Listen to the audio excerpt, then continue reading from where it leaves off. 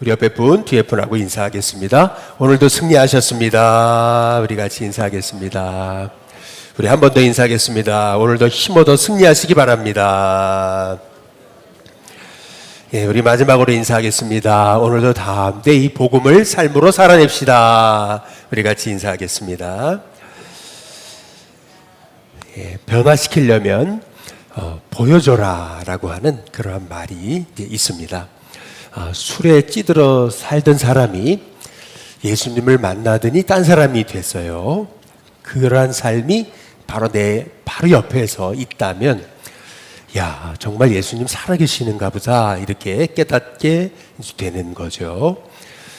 늘 염려하면서 근심에 찌들고 늘 우울했던 사람이 갑자기 예수님을 믿더니 감사하고 찬송이 넘치고 기쁨이 넘친단 말이에요. 그러면 야, 저기 뭐가 있는가 보다, 이렇게 느끼게 되는 것입니다. 예수님을 그렇게 받게 했던 사람인데 예수님을 전하고 있어요.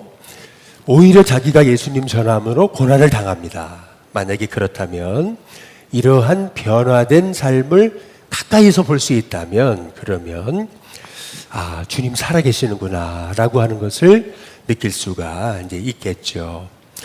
올해 저와 여러분의 삶이 예수님의 살아계심을 드러내는 귀한 삶이 되시기를 주님의 이름으로 축복합니다. 근데 오늘 이 바울의 삶을 통해서 실은 고린도 교회의 사람들이 이러한 놀라운 은혜를 본 거거든요. 실은요, 바울은 고린도에 처음에 왔을 때 완전히 폐잔병의 모습이었습니다. 우리가 그것을 어떻게 알 수가 있습니까? 오늘 3절을 한번 보시면은, 내가 너희 가운데 거할 때 약하고 두려워하고 심히 떨었다, 이렇게 말씀하고 있습니다. 바울이 고린도에 왔을 때 바울은 엄청나게 두려움에 사로잡혔던 것을 볼 수가 있거든요. 그럴 수밖에 없는 이유가 있었어요. 먼저는 첫 번째로 이 고린도라고 하는 도시는 만만한 도시가 아니었습니다. 과거에 이 로마 당시에 이러한 얘기가 있었습니다. 코린티아조마이라고 하는 말이 있었는데요. 이 말의 의미는 뭐냐 하면, 너 고린도 사람 됐냐? 이런 말이었습니다. 이 말의 의미는 뭐냐 하면은, 너 고린도 사람 됐냐라는 말의 뜻은 너 굉장히 밝힌다, 이런 뜻이 되는 것입니다. 무슨 말이냐 하면은, 이 고린도에는 아프로디테 신전이 있었습니다. 그래서 무려 거기에서 매춘을 하는 소위 신녀들이 1000명 있었습니다. 그래서 이 고린도 땅은 굉장히 음란이 가득했던 그러한 땅이었던 것이죠. 다시 말하면은, 바울은 고린도에 갔을 때 이 고린도의 모습을 보고 꼭 소돔과 고모라의 모습을 봤던 것입니다. 지금도 길거리 한복판에서 이쪽으로 가면은 매춘굴이 있습니다라고 하는 표시가 남아있을 정도로, 그렇게 고린도 땅은 완전 이 소돔과 고모라 같이 절대 복음을 받아들이지 않을 것 같았던 그러한 땅이었던 것을 볼 수가 있는 거죠. 우리도 그렇지 않아요?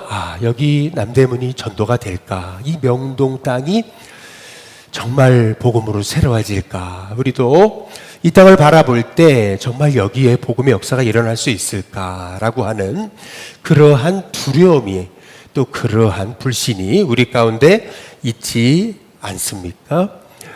두 번째로, 바울이 이렇게 심히 약하여 두려워하고 떨었던 이유는 뭐냐 하면은, 사람이 돈 없이 바람 피우는 거 봤습니까?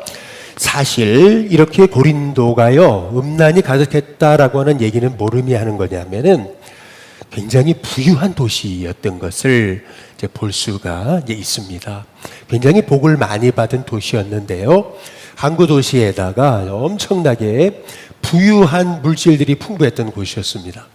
그러나 그러한 하나님이 주신 부를 오로지 자기 만족과 쾌락과 오로지 탐욕을 위해 사용되었던 곳이 고린도였던 거죠. 어찌 보면 고난보다 더 무서운 것이 있습니다. 그것은 뭐냐 하면은 유혹인 거죠. 고난보다 더 무서운 게 있습니다. 그것은 타락입니다. 고난 당했을 땐 엎드려 기도하던 사람이 타락하면은 말씀이 안 들리는 것입니다. 그래서 바울은 이 사람들이 정말 예수 믿을까? 여기가 바뀔 수 있을까? 바울은 심히 두려워하고 약하여 떨었던 것을 이제 볼 수가 있던 것이죠.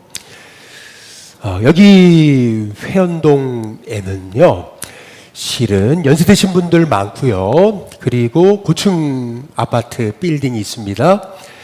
그리고 이 지역에서 사는 많은 사람들, 이 사람들 결국 남은 사람은 누구냐 하면은 건축주, 건물주들입니다. 여기서 맨손으로 시작해가지고 그래서 결국에는 한 일가를 이루고 그리고 자기 스스로 맨손으로 여기까지 건물 두세 개씩 가지고 있는 그런 사람들, 이런 사람들만 거의 남았습니다. 그러니까 무슨 말이냐 하면은 우리는 연세 드신 분들 전도해서 이제 많이 예수님 앞에 나왔습니다.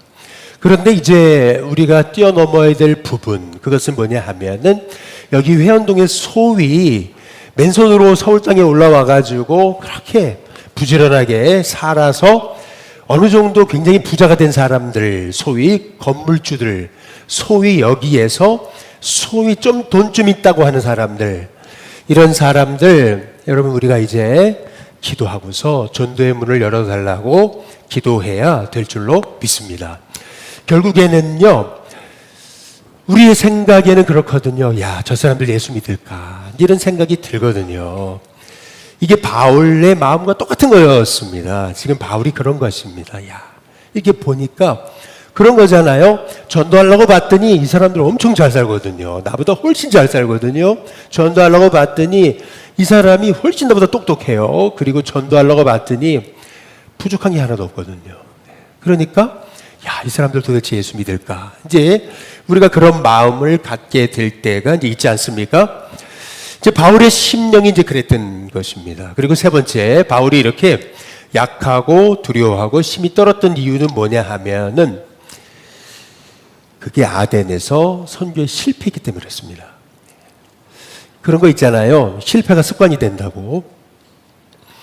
어떤 분이요, 아침에 출근하는데 아내가 잔소리를 하더래요. 근데 그러니까 출근하면서 기분이 나빴습니다. 그런데 출근을 하면서 이제 전철을 탔는데 이 전철이 너무 10,000원이잖아요. 그러면서 어떤 사람이 너무 이렇게 기분 나쁘게 하는 거예요. 발도 밟고. 그러면서 너무 이렇게 소위 아주 사람의 마음을 건드린 거죠. 폭발 직전입니다. 회사에 나갔어요. 그런데 오전에 그나마 잘 견뎠어요. 근데 점심에 이제 같이 동료들이랑 밥을 먹으러 갔습니다. 뭔가 내가 이 스트레스를 풀어야지. 그래가지고 맛있는 군만두를 시켰습니다. 그런데 군만두를 시켜 딱 먹는데 군만두 안에 기름 있잖아요. 이게 탁 튀기 시작하더니 자기 이 와이셔츠, 흰 와이셔츠에 묻어버렸습니다. 그러니까 이 흰 와이셔츠가 망가졌잖아요. 그러니까 막 이제는 이제 만두도 안 도와주네. 이제 이렇게 이제 된 겁니다. 이제 그러다가 어쨌든 겨우 참고 오후를 버티고 이제 집에 갔습니다. 이제 그랬더니 아내가 이제 얘기하는 거죠. 와이셔츠를 내다 던졌습니다. 생각 없이 던졌어요. 이제 그랬더니 와이셔츠 옷을 똑바로 그렇게 개가지고 넣어야 되지 않느냐라는 한마디를 던졌습니다. 이제 그때 폭발한 거죠. 여러분, 우리가 실은요, 내 기분이 그래서 성격이 되게 하면 안 된다. 이제 그렇게 얘기하잖아요. 계속 이렇게 마음에 풀리지 않는 그러한 어떤 불만족이 이제 성격이 돼버린 사람들 있잖아요.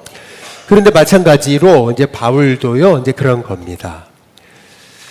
이 아덴에서 선교에 실패했거든요. 그러다 보니까 바울은요, 고린도에 와가지고 굉장히 눌려 있었습니다. 다시 말하면은 우리가 경계해야 될 것이 있는 거예요. 이제 그것은 뭐냐 하면은 소위 이제 패배의식인 거죠. 우리가 이렇게 살다 보면은 이제 실패에 너무 익숙해집니다. 그러면서 우리가 빠져드는 것은 뭐냐 하면은 이제 어차피 안 된다라고 하는 의식입니다. 제가 예수님께 와가지고 열심히 하니까 제가 목사님들한테 들었던 말들이 있어요. 목사님들이 다 한마디씩 던지시더라고요. 뭐라 그랬냐면 어차피 안 돼. 이 얘기였습니다. 어차피 안 돼. 나도 다 그랬어. 나도 처음엔 너처럼 그랬어. 근데 안 돼. 이게 메시지였습니다. 실은 지금도 듣고 있습니다. 그런데 여러분, 우리가 제일 경계해야 되는 게 뭐냐면 어차피 안 돼. 이겁니다. 여러분, 우리 안에 있는 패배의식이 사라지게 되기를 주님의 이름으로 축복합니다. 그래서요, 우리는 바울의 결단을 주목해 봐야 됩니다. 약하고 두려워하고 심히 이제 떨었던 거거든요. 근데 바울의 놀라운 결단을 보게 되는 거예요. 이제 그것은 뭐냐 하면 이런 거죠. 그 사람은요, 사람이 말을 안 들으면요, 더 크게 말합니다. 제가 주일날 설교할 때 보면은 왜 이렇게 목소리가 커졌나? 그날은 너무 힘든 거예요. 집에 돌아오면은 온 진이 다 빠져요. 왜 빠졌나? 보면은 교인들이 졸고 있을 때, 할렐루야. 교인들이요, 졸거나, 그리고 교인들이요, 말씀에 집중하지 않는 것 같을 때, 목소리가 더 커져요. 엄청 커져요.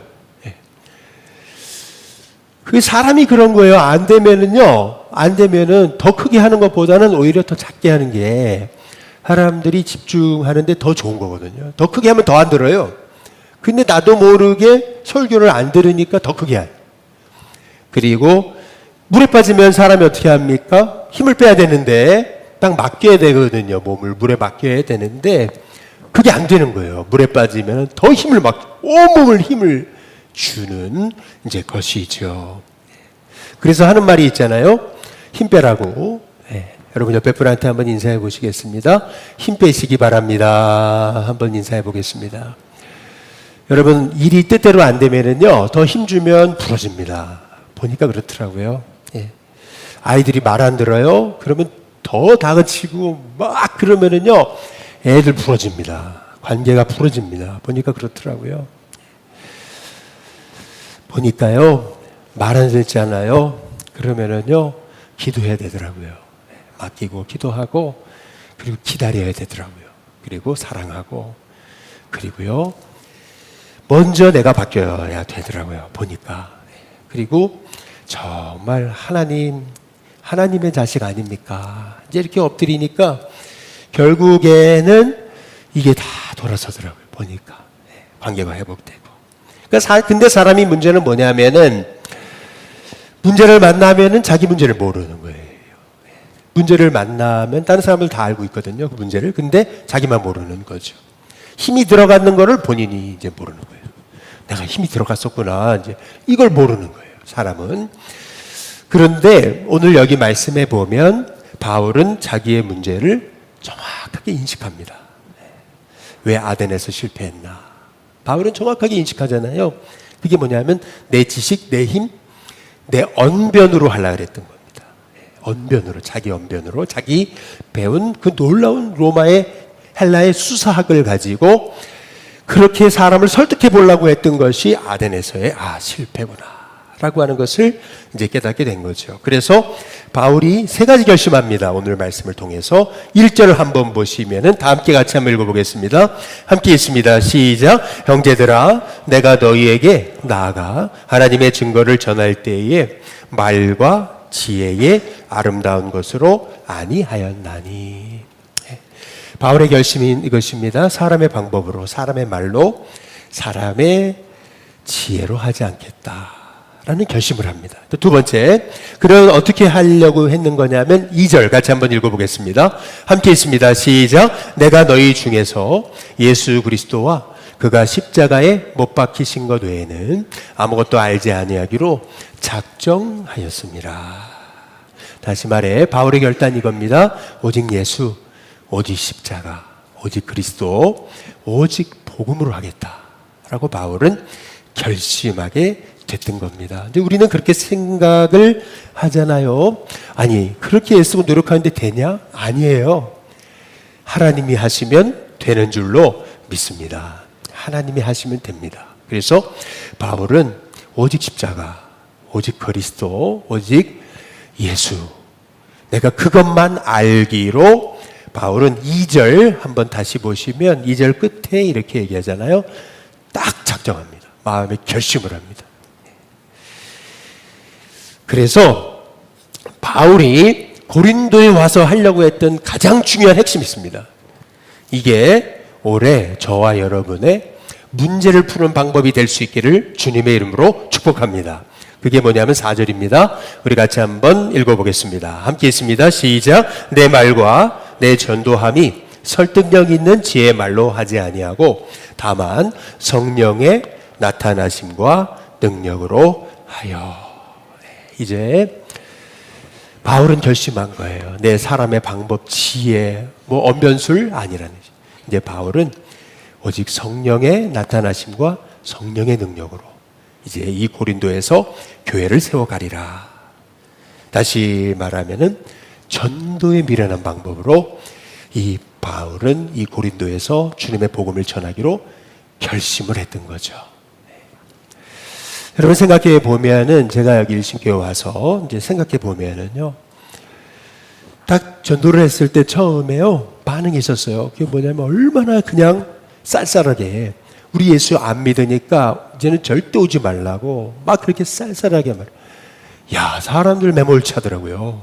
엄청 목사고 목 없습니다. 옛날에 그랬대잖아요. 예수님 전하니까 소금 확 뿌려버리더라고. 그런 느낌이에요. 소금만 안 뿌렸지 얼마나 쌀쌀하고 얼마나 눈물이 쏙 빠지는지. 그런데 놀랍게도 그런 분들이 지금 교회에 나오고 있어요. 그런 분들이. 그 무슨 말이냐면 이게 사람의 방법으로 되겠습니까? 아니에요. 하나님이 하시는 줄로 믿고 우리는 우리의 방법이 아니고 십자가, 복음의 능력, 전도에 미련한 것으로 성령의 능력을 의지해서 하나님 역사해 달라고 주님이 나타나시옵소서. 그렇게 우리가 이제 방법을 바꿔야 되는 줄로 믿습니다. 우리가 이 고린도에서 바울의 마음의 상태가 어떤 마음의 상태였는지를 알 수 있는 내용이 사도행전 18장에 보면 나옵니다. 사도행전 18장이 바울이 이제 고린도 교회가 전도했던 내용이 나오는 거거든요. 근데 거기 보면은요, 특별한 다른 곳에서의 다른 그 바울의 이 선교의 모습이 보입니다. 그게 뭐냐면은요, 바울이 고린도에 내려갔을 때요, 엄청나게 두렵고 어떻게 될지 몰랐습니다. 우울증 환자처럼 보였습니다. 그런데 그때 하나님이 바울을 일으키셨던 방법이 있습니다. 그게 뭐냐 하면은요, 복음의 생명건 브리스길라와 아굴라 부부를 바울에게 딱 붙여주신 겁니다. 브리스길라 아굴라는요, 고린도에 올라고 온 게 아닙니다. 이게 호적하러 가라 그래가지고 이들도 데려온 겁니다. 그러다가 바울을 만났는데 마침 천막 만드는 같은 직업을 가졌던 것이었습니다. 직업이 같으니까 같이 교제하다가 보니까 이분들이 엄청난 복음의 일꾼들이었던 것이었던 거죠. 마찬가지로 여러분 바울은 고린도에 갔을 때 이제 굉장히 외로웠던 겁니다. 너무나 지쳐있던 겁니다. 그런데 하나님이 고린도에서 바울을 일으키셨던 방법이 뭐냐면은 동력자를 붙여주신 겁니다. 힘을 주는 사람을 붙여주신 겁니다. 브리스길라 아굴라 같은 격려자를 붙여주신 거죠. 여러분 우리 일신교회가요 이제 해야 될 일은 뭐냐면요 같이 해야 됩니다. 같이 힘을 모아가지고 같이 복음의 팀이 되고 전도의 팀이 돼가지고 같이 힘을 합해서 기도하면서 주님의 일신교회를 세워가는 우리 주님의 공동체 일신교회가 될 수 있기를 주님의 이름으로 축복합니다. 그래서 선교회가요 이제는 좀 그만 싸워야 됩니다.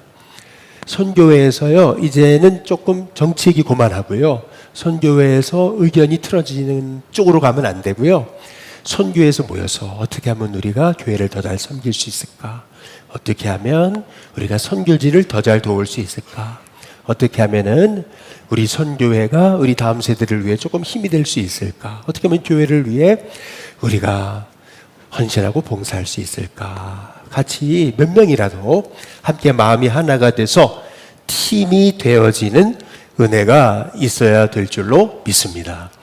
사실은요, 이게 참 죄송한 얘기인데 팀 전도를 제일 잘하는 데가 어딘 줄 아세요? 팀 전도를 제일 잘하는 데가 신천지입니다.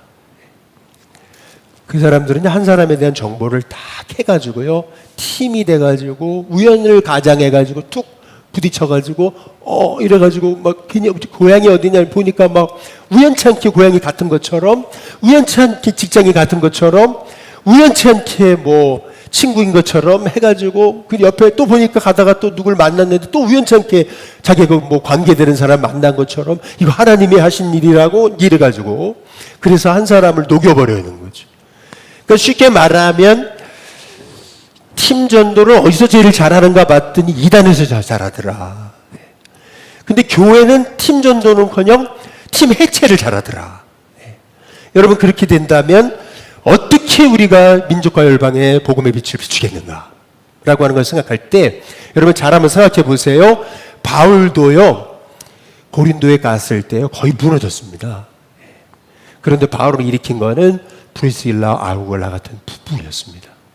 근데 더 놀라운 말이 나와요. 사도행전 18장 5절을 한번 읽어보시면은 실라와 디모데가 마케도냐로 내려와 오매, 실라와 디모데가 이제 드디어 이 고린도 마케도에서 내려오매 바울이 하나님의 말씀에 붙잡혀 이렇게 말하고 있습니다.